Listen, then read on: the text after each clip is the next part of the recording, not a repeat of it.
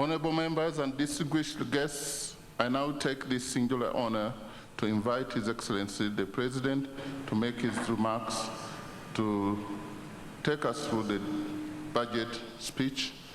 Your Excellency, we don't take your being here for granted. You're welcome. You have heard how the economy is performing well, in spite of many problems in the world. The economy is performing well because Uganda is a very rich country. We've got a lot of potential. I saw one of the people who like writing things here and there, trying to say that we are targeting many areas of support. And I think he was trying to say that in South Korea, they concentrated on electronics and vehicles. But this is because South Korea didn't have much. They concentrated on the little they had. With us, we have got what South Korea has and much more than that. So that's why I really don't listen so much to people who are running around panicking and so on. What is crucial is clarity here within Uganda about our potential. And the next most important thing is the African market, because when you produce, you must sell. And Africa is our sure market, and then we can add other markets. So this growth of 6.4% is really still modest. As you heard, next year, the growth will go to 10.2% because of the petroleum.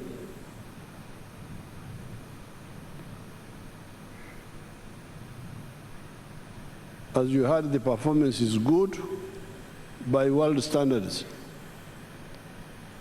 But in my view, it can be stronger.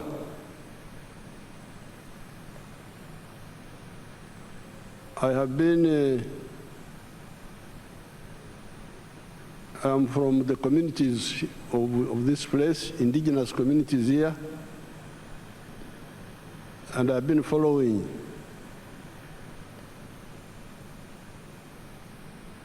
our developments for now 65 years, very closely. But what you need to know is that the aim of the NRM is not just growth, but transformation, socio-economic transformation. It is now, but before I talk about other things, I want us to solve this little problem of Ebola. Ebola is a very simple disease. It is not like Corona, as I said last night. Corona was very dangerous because it was spreading by breathing, which meant that if you saw the other time I got Corona from you people in Chankwanzi, when I took a group photograph with you people without my mask, I got Corona. And I was here for 21 days sitting in the house. So Corona was really dangerous. It was spreading by breathing. But this Ebola spreads only by contact. And contact, close contact, with the sweat, with the vomit if they vomit, with the blood, sexual, kissing, saliva. When the person is already sick, not showing symptoms of sickness. So therefore, really, it can be stopped. We just need to get rid of the carelessness. As I told you last night, we have had 19 cases so far. 14 from our brothers in Congo, 14 of them who came. 2 died. But those who came early, 4 of them have already recovered, or the Congolese. 4 have already recovered and been discharged. The others are also recovering. They are not, our people think no more of them will die. And the 2 people who died were the Congolese from the 14. Now, the 5 Ugandans who were infected were the 4 health workers in one of the Kampala hospitals who handled the sick people without taking precautions. That's how 4 of them were infected. Carelessness. Now the 5th one, the Ugandan, was the taxi driver who drove the sick man from Hoima to here. I don't know whether he was greeting him or what, because just driving, if he sits in his chair and you sit in yours, why should he infect you? But fortunately, that driver has now recovered. So of the 4 who recovered, 4 of the 5 who recovered, 4 are Congolese, 1 is a Ugandan.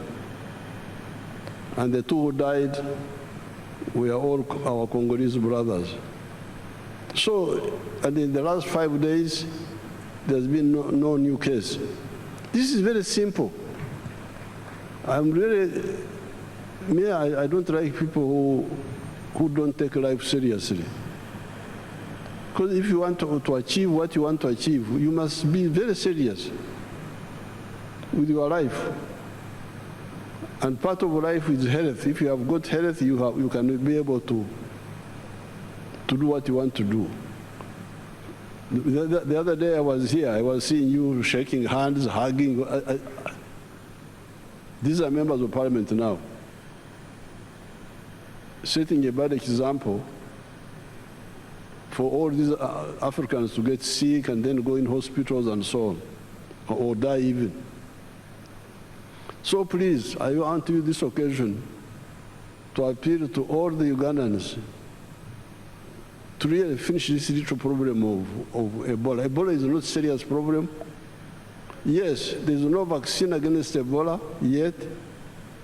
There's no direct medicine, but it is very easy to avoid, number 1.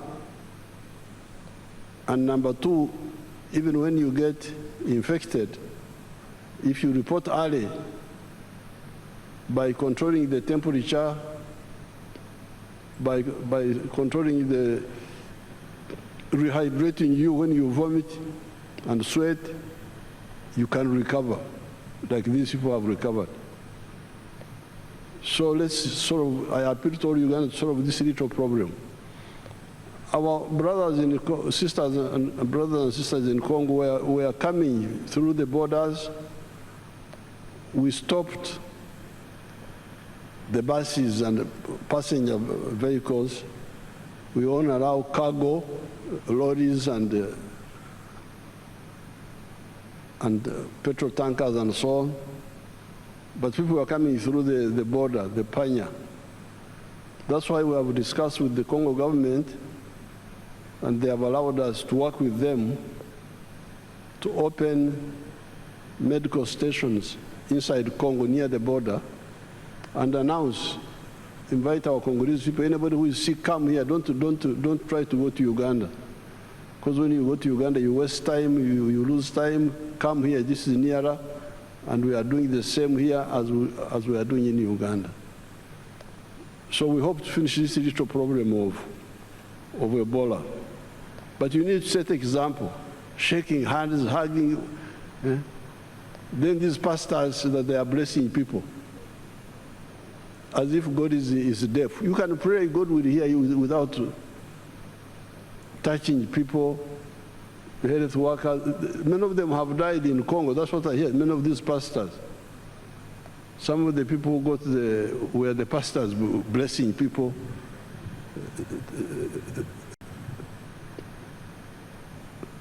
Now, coming to the budget,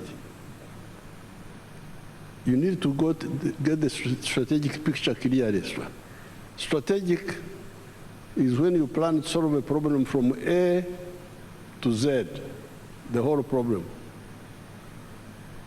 Tactical is how you move from A to B. Now, the strategic aim of the NRM is to transform Ugandans. And I want to put it to you that it has taken a bit too long, although we have done well, but we could have done better. I was counting the years. It is now 32 years since the British came here. 132 years. The British came here in 1894 when they introduced their government here. Europe had started modernization. Capitalism had started. The money economy we are talking about had started. It is now 132 years from 1894. The British were trying to involve our grandparents and our great-grandparents into the money economy, and our parents. By 1962, only 9% of the homesteads were in the money economy. After almost 70 years, only 9% were in the money economy. 91% were still in the Okore Chidachonga. And I can testify because I'm from Ntungamo. Ntungamo, all of us were in the Okore Chidachonga. There was not a single one who was interested in money. I know houses one by one. Now, when we were in the bush, we studied this and we put out our document, 10 points program. And point number 5 was on this very point. Please build an economy which is independent, integrated, self-sustaining, meaning, implying, join the money economy. When we came, we started. But when I checked, in 2013, you can imagine, only 32% of the homesteads had joined the money economy. That's how we involved the UPDF. General Saleh, please come and beg these people to join the money economy. Take seedlings to them, free seedlings. Go and beg them. Kulala, they are asleep. Then Saleh did his best. Now recently we have added PDM. But with all this, it's now 67% of the homesteads who are in the money economy with some chibaro. 33% are still refusing to join the money economy. So this is the challenge. That's why we are saying, please, I'm really saying now, no more. We can't go on like this. And this is the work of the leaders. The leaders, the Banyankore say, Amushogomfu, no mwekoreire. The eyes of the dead body are the eyes of the one who's carrying the dead body. If the one who's carrying the dead body falls in the pit, the body also will fall in the pit. I saw this. I'm here. I'm not a story. I am alive. We started with those Banyankore who are very difficult, like the Karamojong, wild really, and we changed them by engaging them.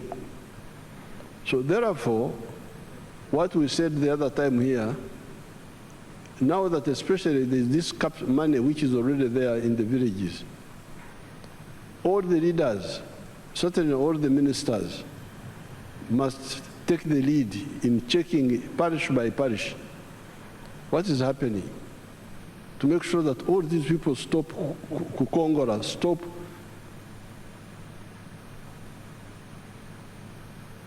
cheating us. We work, they don't work. They are there, but they want services.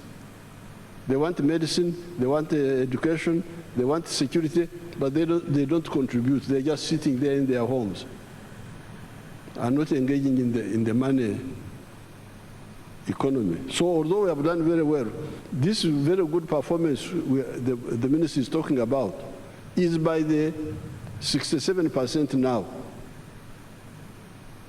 And all of them, not necessarily with the Chibaro. Some of them do without the Chibaro. But there are 33% who are Wako Pembeni, they are on the side. Suppose they were also part of this, would be much further. And as the minister Museveni told you, these people joining the money economy is crucial for two reasons. First of all, they get income. They get income, which means that their purchasing power goes up. Part of the problem of the purchasing power being low is because they don't have income.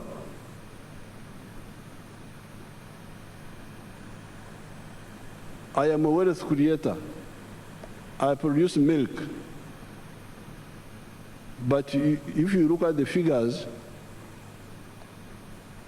the production of milk is now as I was saying the other day, 5.4 billion liters. But the internal consumption here is only 800 million liters. So that's why you hear we say there's too much milk in Uganda, we must export. But this is an artificial situation, because with 48 million people, if each one was drinking the milk he's supposed to drink, 210 liters per year. So to keep mouth in your teeth, you keep your bones, would need 9.6 billion liters of milk. What we are producing now would not be enough. So we are saying there is surplus milk because there is underconsumption. Why is there underconsumption? Because people have no money. They can't buy. The per capita consumption now of milk is now 60 liters. 1/3 of what a human body needs. But this has gone up because in 1986, it was 18 liters. You can imagine. That's why people have no teeth in their mouth, because there's no, the teeth have gone out because they don't have enough calcium. So therefore, this budget is no more Kongora. No more Kongora. No, Kongora is when you work and others just lean on the whole in the village. No more Kulala. As you heard, the big budget, part of the budget is on infrastructure, on the roads, the railway, the pipeline, the airports, the waterways, electricity, irrigation. These are all, as the minister was saying, enablers to enable production to be done cost effectively, low cost of doing business in Uganda. Now, then the other challenge is on the service delivery. Again, that's where you, the leaders, must come in. Because medical care, Health Center 3, is in every sub-county. These sub-counties are in Uganda. They are not in Congo, they are not in Kenya, they are here. Why should there be no medicine in the health center? Maybe that medicine has been stolen, but the member of parliament doesn't know and doesn't follow up. And people are crying. Then you have the government officials, the Gombora chief. That's why the local government must be very, very strict.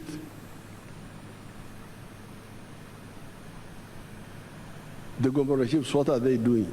The GISO, there's somebody called the GISO. Have you heard of somebody called the GISO?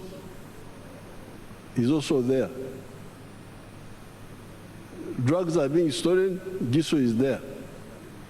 This is what I can no longer tolerate. The people of Uganda have given me authority a number of times now. I would have to, in the past I was a bit hesitant because I was saying maybe, especially for capital, there was no capital which was being given, but now the capital is there, PDM being stolen. During the elections, I was disturbing the former Minister of Local Government, Majezi, ringing him. I got to campaign in Maracha. Instead of campaigning, people are saying, they have stolen our PDM money. I go from campaign now to, it becomes like a PDM tour. In Maracha, complaining. Then I ring Majezi, please, Majezi, come. Maracha, people are I don't even know what happened there. Buko, I was in Buko. Or was it Kwen? I think it was Kwen. Same problem. Here in Kampala, Kawempe, Buambo, where PDM money was being stolen. What is the member of parliament doing? Even the opposition ones, the ones of the NRM, I will struggle with them.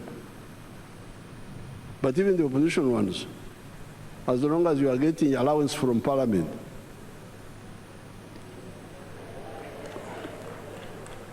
and you don't go to check what is happening, I would ask you, the Attorney General, to see how I can deal with you also. Because if you don't want to monitor, don't take the allowances. Say so, go to the clerk, but then why should you get a salary in the first place? So it seems I've got a legal basis where to demand performance from both the NRM and also the opposition. As long as you are getting money of the government, you must check. Because some of the opposition say they do it maliciously. Let the programs not work so that the NRM is blamed. That's not good enough for you. Because these programs are not for NRM, they are for your own people. So therefore, this service delivery, the drugs in the health centers, the justice, corruption, security, law and order, the infrastructure of leadership is there. Member of parliament for every constituency, LC3 for every sub-county, those are paid. The ones who are not paid, I don't blame them so much. The LC2 is not paid, so I don't have to blame him. But the LC3, the member of parliament, the councillor, these are all paid people. They must monitor, and then the government people must monitor. And local government must monitor them, the chief administrative officer. That's why I put in local government some people that people have been saying they are cantankerous, quarrelsome, like Barugahara and Namere. Namere is famous for quarreling, so you go and quarrel with them.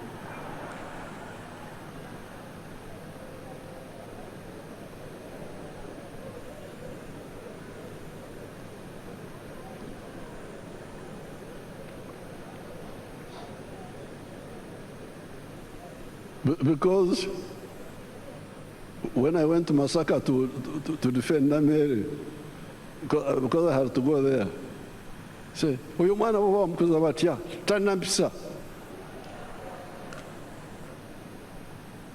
I said that, but if the lack of mpisa is to, because in Uganda, if you say a thief, and you say you are a thief, tanampisa. They say you should have kept quiet, the Mpisa. This is how you are going to destroy the country.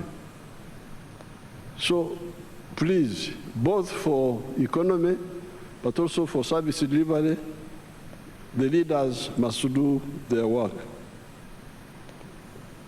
Fortunately, we are going to get, apart from this money which Museveni is getting from all those taxes, we are going to get also the oil money.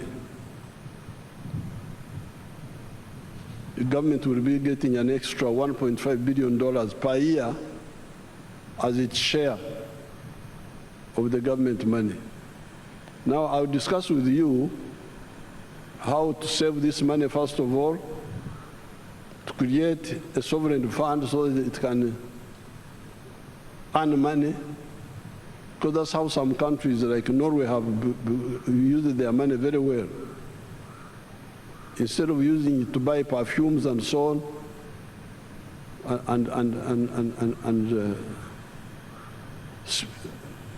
and whiskers, they put their money in somewhere, and it is gaining interest. But we need to use some of it to do the crucial infrastructure, like the railway. We need to have the railway with Kenya and with Tanzania and with Congo and South Sudan and Rwanda, the ones near us, so that all heavy cargo moves from the road to the railway. Then the petroleum products move from the road to the pipeline. That will leave only the light cargo and passengers on the road. And the economics there, you had them telling you that it will bring down the cost of transport, of cargo, from 3,000 something to something much less. I'm saying all this so that we harmonize and don't have to waste time arguing, because sometimes we waste time. So we have done well, but we can do much better. Uganda is a very rich country. Now finally, I'll get time and talk about the environment and the trade order, where we had to remove some of our people from the roadsides and all that chaos which was here. I want to really you people to support this. Don't go on with the cheap politics of misleading our people. Because a country is like a human body. This human body has got many systems which must work in the way God designed them. Breathing, you breathe. There is a whole system, how you breathe. Blood circulation, there is a whole system of how the blood circulates. Seeing, there is a whole system how you see. Hearing, there is a whole system of how you hear. Each system is separate but coordinated by the command post, the brain. Eating, the whole system. Diverse, specialized, but coordinated. Now you cannot say that because I want to eat, I put the food in the ear. I put food in the ear that I want to put food in the ear. Or in the nose. No, the nose is not for food. Sometimes when you are in the hospital in a bad situation, they can pass for sometimes some of the food through the nose. But you can't stay like that for long. Food must be through the mouth and the throat and the stomach. The nose is for breathing. The ears are for hearing. This is how the country is. The road is for vehicles, and the sidewalks are for passengers. Can't you see that? The road is for vehicles and motorcycles. The sidewalks are for passengers. The market, if you want to sell, you sell in a shop or a market or a supermarket. But you now say, no, I want to sell on the roadside. Really, this is not for that. This is for walking. Then you get people supporting that they are politicians. Really sickening. The swamp is for water. Swamp is for water. It is not for Amayuni, not for Rumonde, not for Markwang, no. It is for water. It's for water. And that swamp is a savior. We are here, we have been here for 4.5 million years.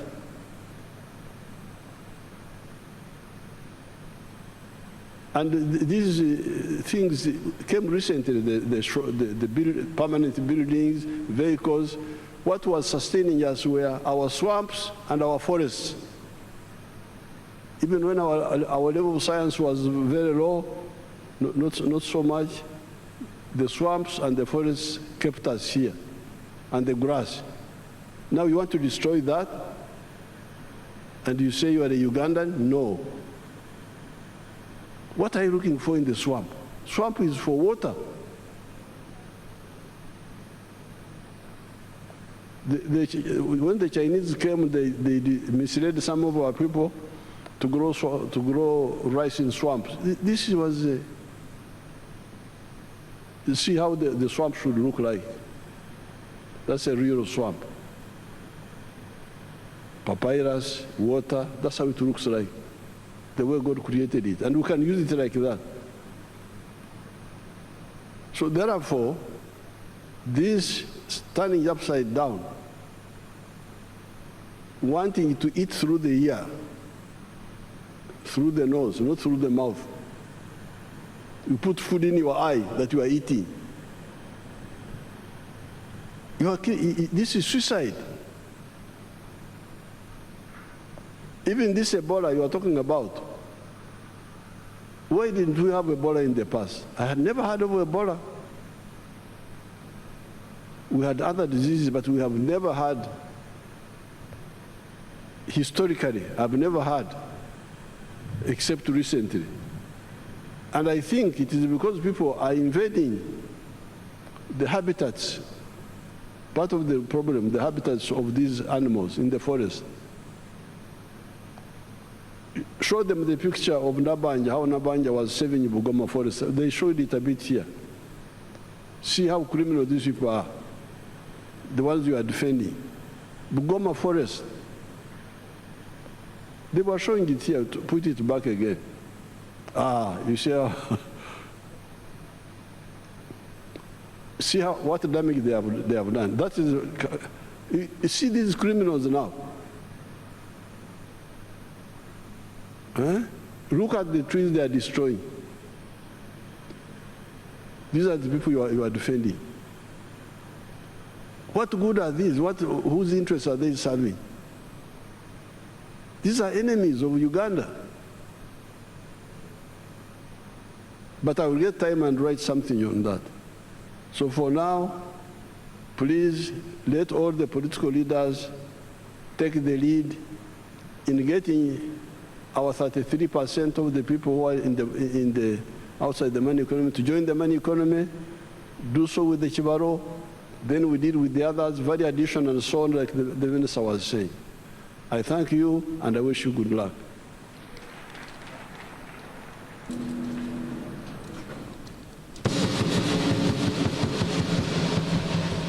Download the app on App Store or Google Play Store now. Vision Digital Experience, the future of media. New Vision TV. Stream smart, stream New Vision.